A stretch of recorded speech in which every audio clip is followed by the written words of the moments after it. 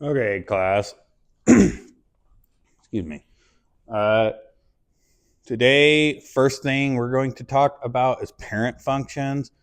Parent functions are the most basic form of a function, and we're going to look at several types, and our main goal is to help us identify the functions at sight. So these functions will look slightly different from each other, and we haven't talked about any of these functions yet, really, but we will talk about several of them in the future. Uh, the first one we'll talk about is the absolute value function. We might not get to this year, but the absolute value function is used.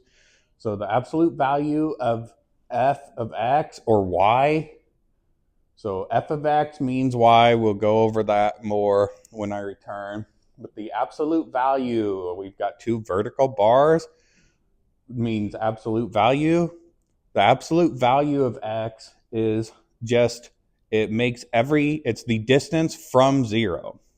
And so what it does is it makes every number positive. It turns negative numbers positive. It turns positive numbers positive. So that looks like uh, if for the absolute value of -2, that'll be +2. Absolute value of -1 is +1. Absolute value of 0 is 0.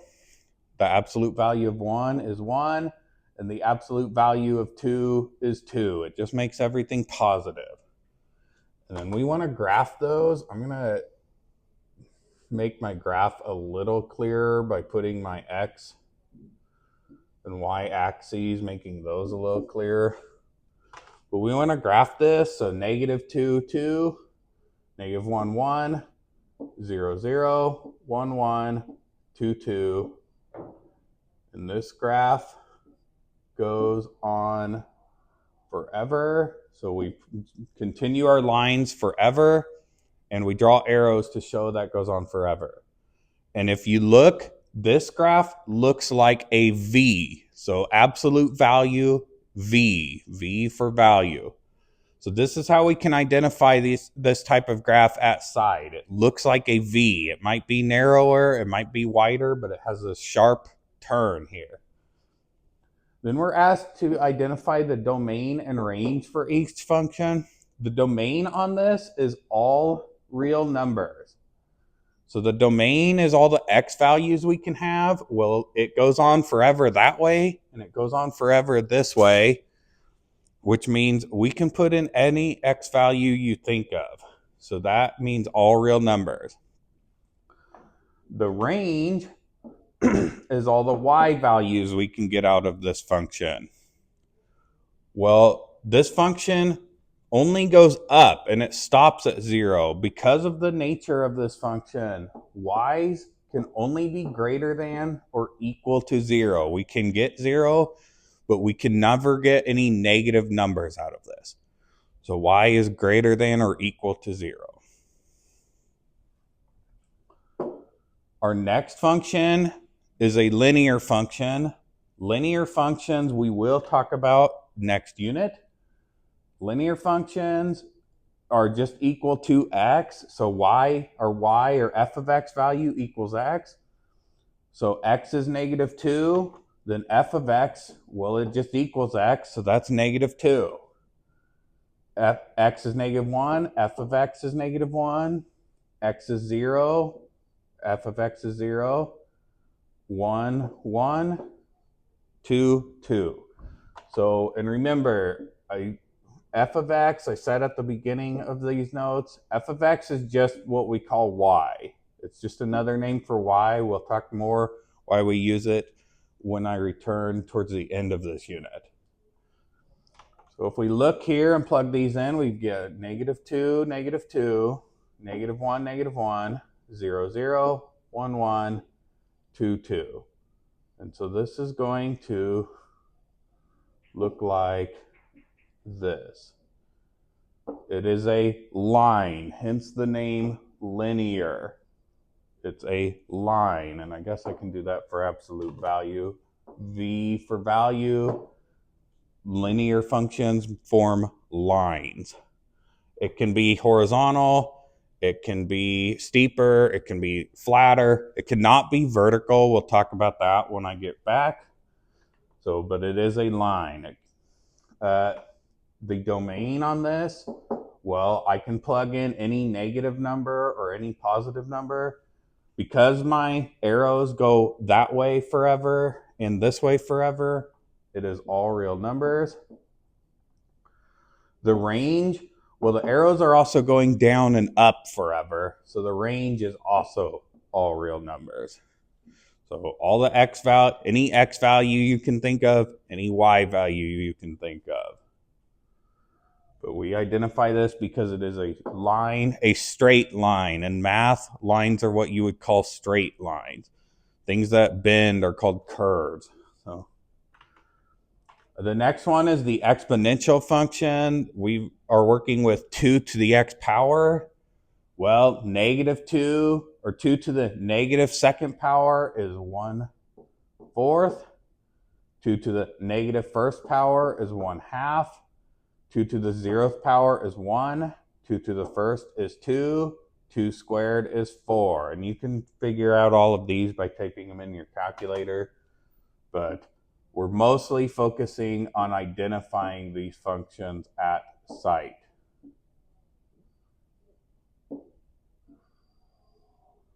Okay, just make my graph a little clearer.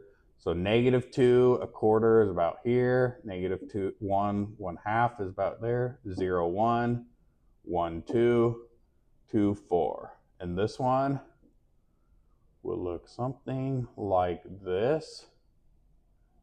An exponential function starts off very flat and gets very steep, or it starts off very steep on this end and gets very flat on the other end.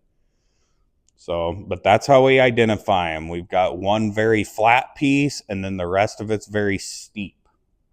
So, but it can be mirrored. It can be, so it can look like this, flat to steep, steep to flat, flat to steep downwards, or steep to flat downwards, or coming upwards. But you're unlikely to work with these two, but just in case. So it can look like any one of these four. The domain on this, excuse me, can I put that? Excuse me, go back here.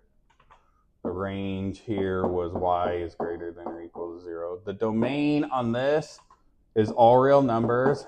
So you'll notice a pattern on the domains. They tend to be all real numbers. In fact, we're only going to look at one that's not. The range, however,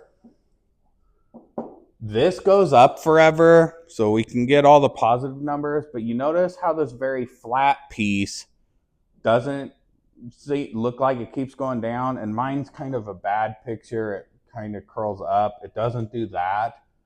It does keep going down forever. However, it technically will never go past 0, and we can never get to 0 either. So it basically just flattens out. And because of that, the range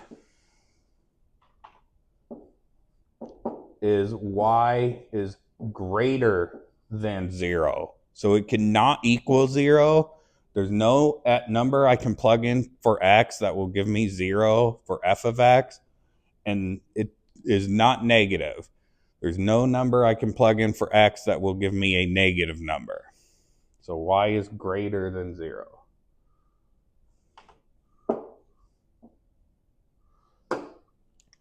And if I'm moving fast, I'm sorry, but I'm trying to move a bit fast so we can get through these. And you're able, I will have these all posted, the completed notes all posted on Infinite Campus, on Google Classroom. And so you will be able to look at the graphs there and copy them down if you weren't able to during the video. The next one, the cubic function, is already done for us. That's nice. I'll make this a little clearer. This is my x-axis. This is my y-axis here.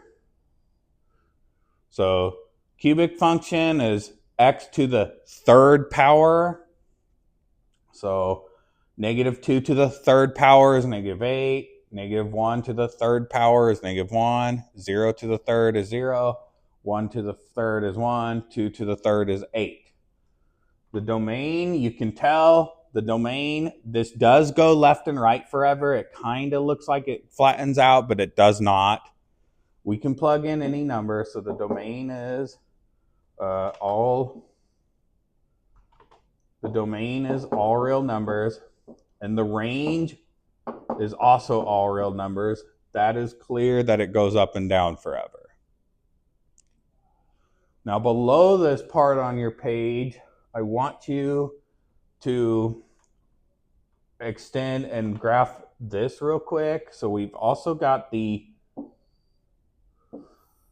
cubic root function. So this is the cubic root. The cubic root will look pretty similar to the cubic function.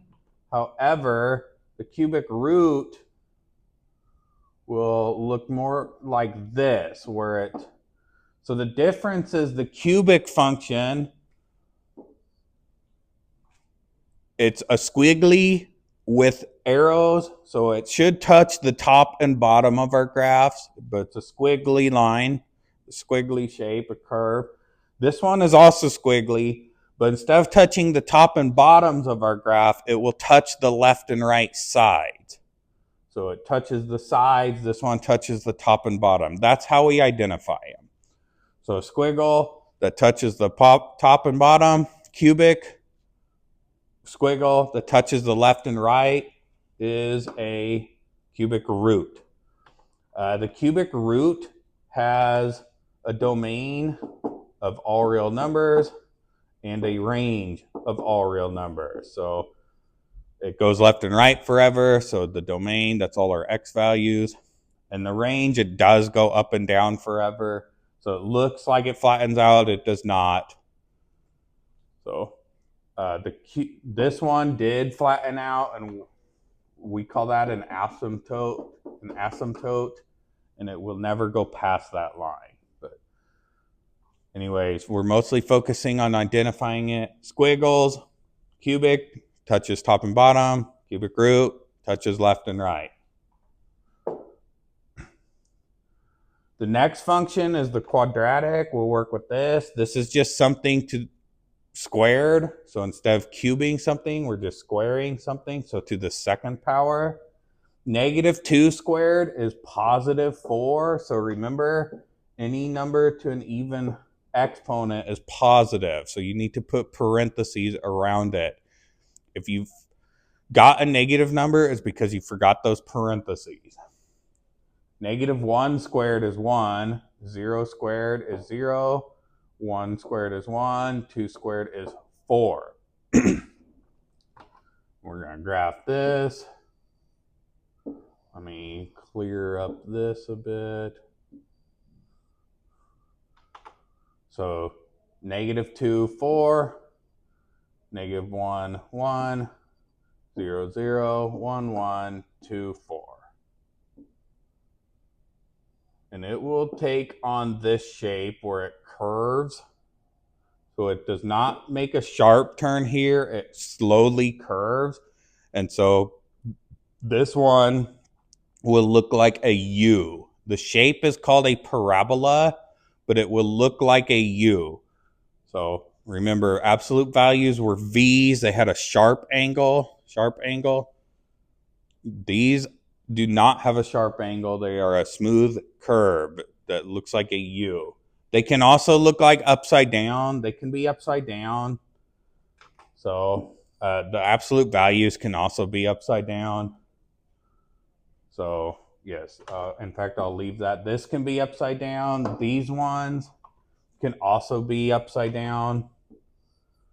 But they can't be pointing left or right. They won't do that. Fine. So quadratics look like a U. The domain is all real numbers. So you can plug in anything for x that you want, but you notice because everything squared is positive, the range is y is greater than, but we do have a 0 there, so it can't equal 0. So y is greater than or equal to 0. Basically, we can get any number that's not negative out of this.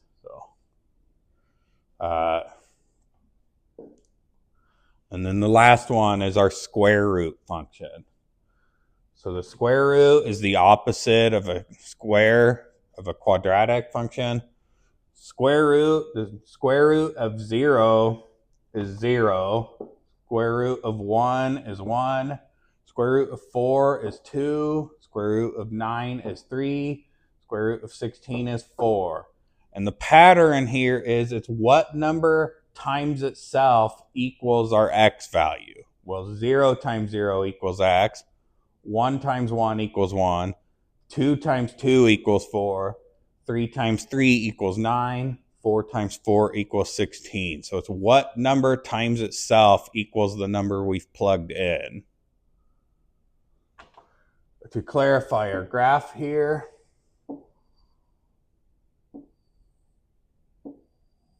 well, we had 0, 0, 1, 1, 4, 2, and then the others are going to be off the graph, so we're not going to bother with them, but it's going to look like this.